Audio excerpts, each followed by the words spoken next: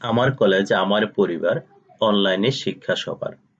এই স্লোগানকে সামনে রেখে করোনাকালীন এই দুঃসময়ে শহীদ স্মৃতি সরকারি কলেজ পরিবার অনলাইন ভিত্তিক বিভিন্ন প্ল্যাটফর্মে শিক্ষাদান অব্যাহত রেখেছে। তারই ধারাবাহিকতায় আমি আজকে সবাইকে একটি নতুন পাঠদানে আমন্ত্রণ জানাচ্ছি।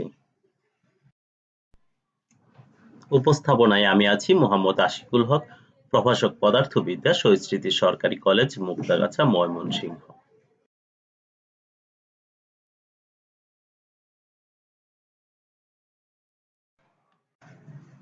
আমরা তেজস্ক্রিয়তার উপর কিছু গাণিতিক সমস্যা নিয়ে পূর্বের পাঠে আলোচনা করেছি। আজকে তারই ধারাবাহিকতায় আমরা আরো বেশ কিছু গাণিতিক সমস্যা নিয়ে আজকে কথা বলবো। আশা করি তোমরা সাথেই থাকবে। আমরা এই পাঠের পূর্বে দুটি গাণিতিক সমস্যা নিয়ে কথা বলেছিলাম। আমরা এখন আজকের পাঠের প্রথম গাণিতিক সমস্যা নিয়ে কথা বলব। কোনো এক গবেষণাগারে রক্ষিত একটি তেজস্ক্রিয় নমুনার 10% ক্ষয় হতে 50 দিন সময় লাগে। একটি গবেষণাগারে তেজস্ক্রিয় নমুনা রয়েছে, দেখা গেল 50 দিন পর সেই নমুনার 10% ক্ষয় হয়ে যায়। তো প্রশ্ন হচ্ছে মৌলটির অর্ধায়ু কত? এটি হচ্ছে প্রথম প্রশ্ন। দ্বিতীয় প্রশ্ন হচ্ছে নমুনাটির 30% ক্ষয় হতে কত সময় লাগবে? তো আমরা যদি প্রথম প্রশ্নের সমাধান খুঁজি, তোমরা জানো অর্ধায়ু টি হাফ সমান হচ্ছে 0.693 বাই ল্যামডা। এখানে ল্যামডা হচ্ছে কি? অবক্ষয় ধ্রুবক বা ক্ষয় ধ্রুবক। তো আমাদের উদ্দীপকে অবক্ষয় ধ্রুবক সংক্রান্ত কোনো তথ্য নেই, কিন্তু আমাদের এই অর্ধায়ু বের করতে গেলে আমাদের অবক্ষয় ধ্রুবকের মানটি জানতে হবে।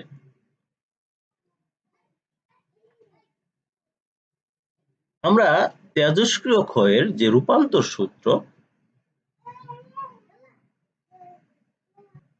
সেটি জেনেছি, n is equal to n naught e to the power minus lambda t।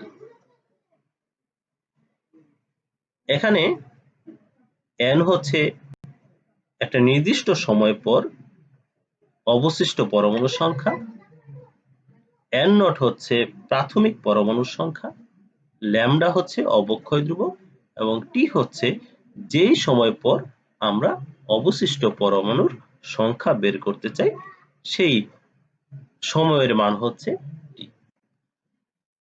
তো এই তেজস্ক্রিয় ক্ষয়ের যে রূপান্তর সূত্র সেখানে কিন্তু আমরা দেখতে পাচ্ছি কি অবক্ষয় ধ্রুবক রয়েছে।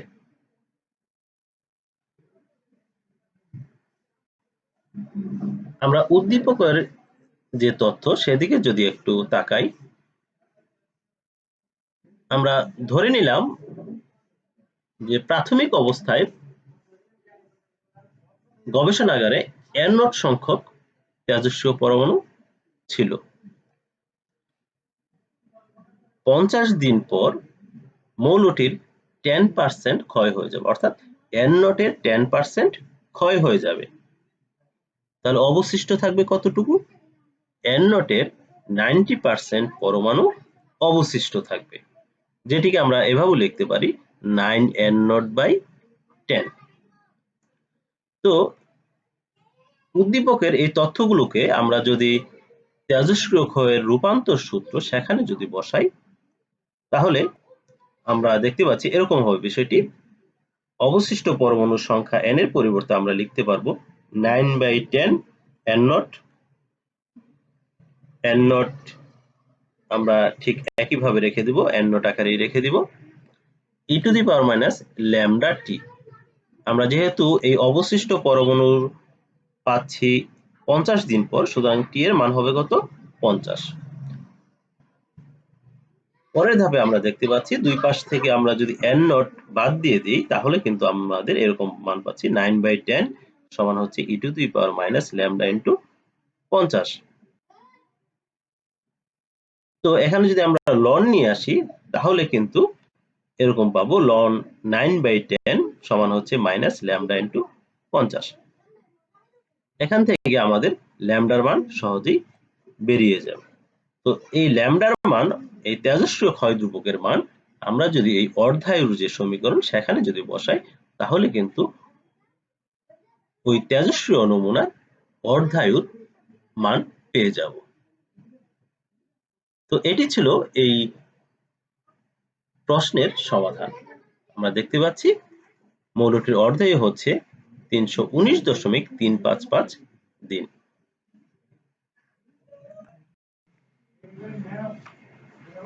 আমাদের দ্বিতীয় প্রশ্ন হচ্ছে 30% ক্ষয় হতে তেজস্ক্রিয় মৌলটির কত সময় লাগবে? 30% ক্ষয় হওয়ার সময় মানে হচ্ছে কি আমাদের 70% অবশিষ্ট থাকার সময়, এবং 70% প্রাথমিক পরমাণুর 70% কে আমরা কিন্তু এভাবে লিখতে পারি 70/100 ইন্টু n0।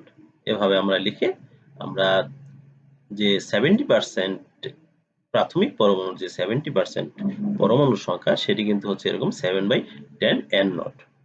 অর্থাৎ আমাদের প্রশ্নে বলা হচ্ছে 30% ক্ষয় হওয়ার সময়। আমরা যদি এভাবেও বের করি যে 70% অবশিষ্ট থাকার সময়, বিষয়টি কিন্তু একই। আমরা ধরে নিলাম 70% অবশিষ্ট থাকার সময় হচ্ছে টি। তো আমরা যদি তেজস্ক্রিয় ক্ষয়ের রূপান্তর সূত্র সেখানে যদি এই তথ্যগুলো বসাই তাহলে কিন্তু আমরা এরকম পাবো যে অবশিষ্ট পরমাণুর সংখ্যা আমরা লিখতে পারবো এভাবে 7/10 n0।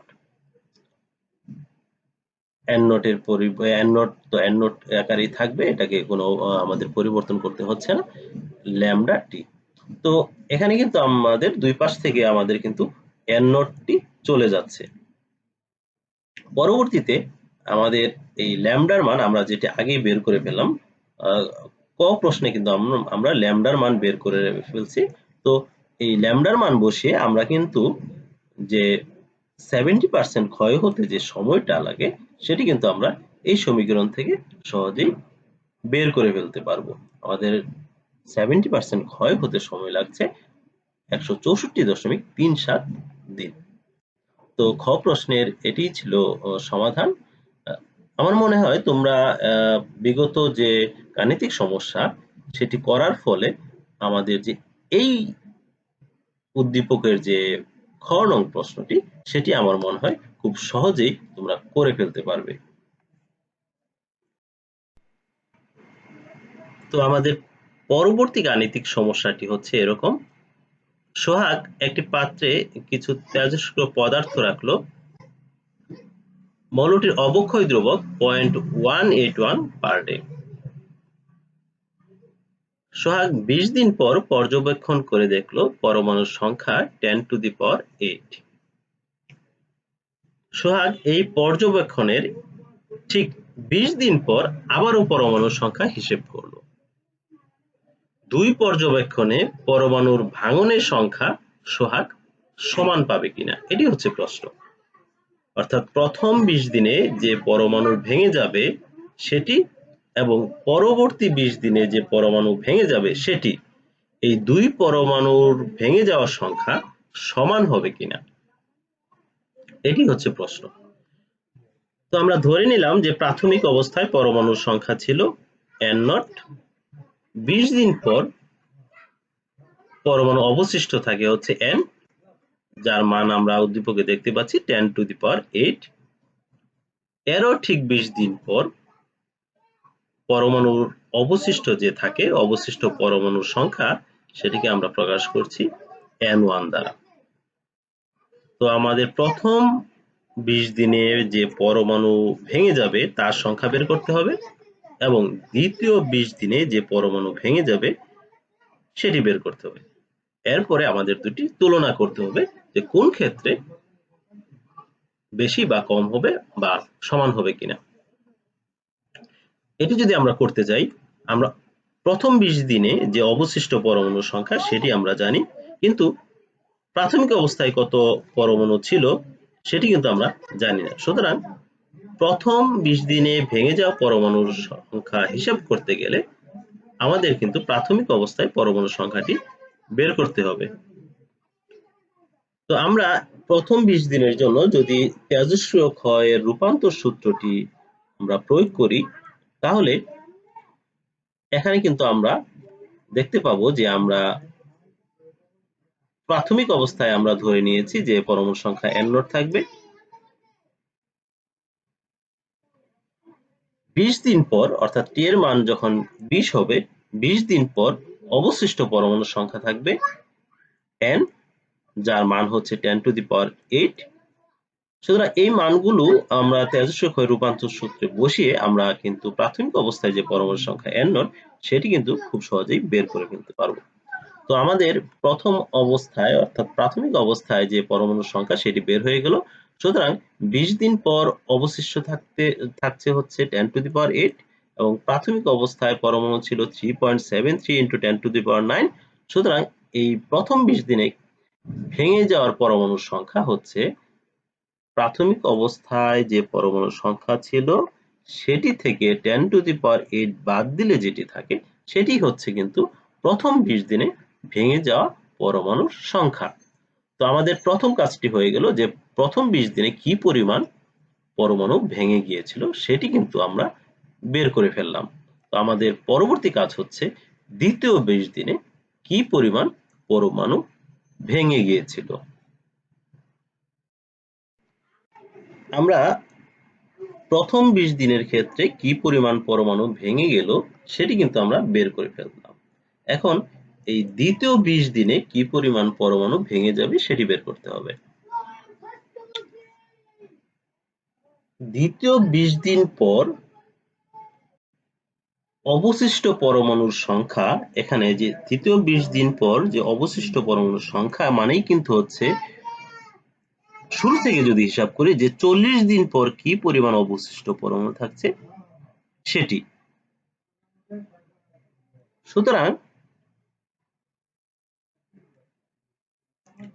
সুতরাং এখানে কিন্তু আমাদের প্রশ্ন হচ্ছে কিন্তু এই দ্বিতীয় 20 দিনে কি পরিমাণ পরমাণু ভেঙে গেল এটি যদি আমরা নির্ণয় করতে চাই তাহলে কিন্তু আমাদের এই কাজটি করতে হবে যে আমাদের যে অবশিষ্ট পরমাণুর সংখ্যা এই n1 সেটি কিন্তু বের করতে হবে। হ্যাঁ, n1 বের করে আমরা যদি এই n থেকে বাদ দিয়ে দিই তাহলে কিন্তু প্রথম 20 দিনে কি পরিমাণ ভেঙে গেল সেটি কিন্তু বের হয়ে আসবে। তো আমরা একটা নির্দিষ্ট সময় পর কি পরিমাণ পরমাণু অবশিষ্ট থাকে সেটি কিন্তু আমরা তেজস্ক্রিয় ক্ষয় রূপান্তর সূত্র থেকে বের করে ফেলতে পারি। তো আমরা যদি শুরু থেকে হিসাব করি যে শুরু থেকে 40 দিন পর কি পরিমাণ পরমাণু অবশিষ্ট থাকবে সেটি আমরা বের করে ফেলতে পারবো। এটি যদি করি তাহলে তেজস্ক্রিয় ক্ষয় রূপান্তর সূত্র আমরা যদি লিখি সেখানে আমরা প্রাথমিক পরমাণুর সংখ্যা শুরুতে n নট এটি আমরা পূর্বেই বের করে ফেলেছি। আর ল্যামডা হচ্ছে তেজস্ক্রিয় ক্ষয় ধ্রুবক যেটি 0.181 এটি উদ্দীপকে উল্লেখ আছে। যেহেতু শুরু থেকে 40 দিন পর আমরা বের করছি সেক্ষেত্রে টি এর মান হবে কত 40। এই তেজস্ক্রিয় ক্ষয় রূপান্তর সূত্রে এই মানগুলো বসে কিন্তু আমরা এই n1 এর মান বের করে ফেলতে পারবো এবং বের করে আমরা দেখতে পাচ্ছি যে 2.6784 × 10⁶ সংখ্যক পরমাণু অবশিষ্ট থাকছে।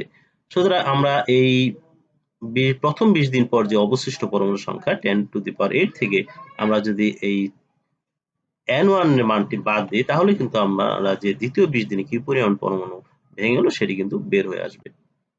আবার আমরা অন্যভাবেও করতে পারি যে আমরা এই দ্বিতীয় 20 দিনের কি পরিমাণ পরমাণু ভেঙে গেল আমরা টি এর মান 20 ধরেও কিন্তু আমরা এই অবশিষ্ট পরমাণু সংখ্যা n1 টা বের করতে পারবো।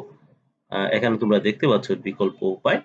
আমরা ধরে নিলাম যে 20 দিন এখান থেকে শুরু, এখন কিন্তু শুরু হচ্ছে এখান থেকে 20 দিনের ক্ষেত্রে আমরা যদি এটা শুরু ধরি আর এটা যদি শেষ ধরি অর্থাৎ 20 দিন পর এখান থেকে এই প্রথম 20 দিন অতিবাহিত হওয়ার পর দ্বিতীয় 20 দিনে যে ভেঙে গেল অর্থাৎ এখানে কিন্তু সময় অতিবাহিত হচ্ছে কত 20 দিন, এটাকে আমরা শুরু ধরছি আর এটাকে আমরা শেষ ধরছি। সুতরাং এই 20 দিন ধরে যদি আমরা হিসাব করি সেই ক্ষেত্রে আমরা এই অবস্থায় প্রাথমিক পরমাণু সংখ্যা হচ্ছে কত?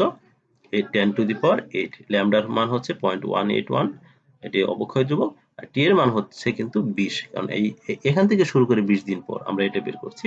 টি এর মান 20 ধরে আমরা কিন্তু n1 এর মান বের করে ফেলতে পারলাম। তো আমরা n এর মান জানি, 20 দিন পর অবশিষ্ট পরমাণু সংখ্যা n1 জানি, সুতরাং এটি বাদ দিলে কিন্তু আমরা এই দ্বিতীয় 20 দিনে কি পরিমাণ পরমাণু ক্ষয়প্রাপ্ত হচ্ছে সেটি কিন্তু বের হয়ে গেল। আমরা দেখতে পাচ্ছি দুই ক্ষেত্রে পরমাণুর সংখ্যা কিন্তু সমান থাকছে না, অর্থাৎ প্রথম ক্ষেত্রে কিন্তু প্রথম 20 দিনে কিন্তু আমাদের পরমাণু বেশি ভেঙে যাচ্ছে, দ্বিতীয় 20 দিনে কিন্তু পরমাণু কম ভেঙে যাচ্ছে, যেটি আমরা তেজস্ক্রিয় ক্ষয়ের যে আমরা সূত্র সেটিতে কিন্তু আমরা পূর্বের আলোচনায় বলেছিলাম। তো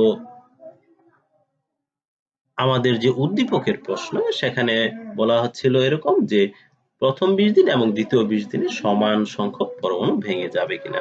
আমরা দেখতে পেলাম যে সমান সংখ্যক পরমাণু ভেঙে যাবে না। এটি ছিল মূলত এই প্রশ্নের সমাধান। তো আজকের পাঠ এ পর্যন্তই। আমরা পরবর্তী পাঠে নতুন আরো কিছু গাণিতিক সমস্যা নিয়ে আলোচনা করব। আমি তোমাদের কাছ থেকে বিদায় নিচ্ছি। ধন্যবাদ সবাইকে।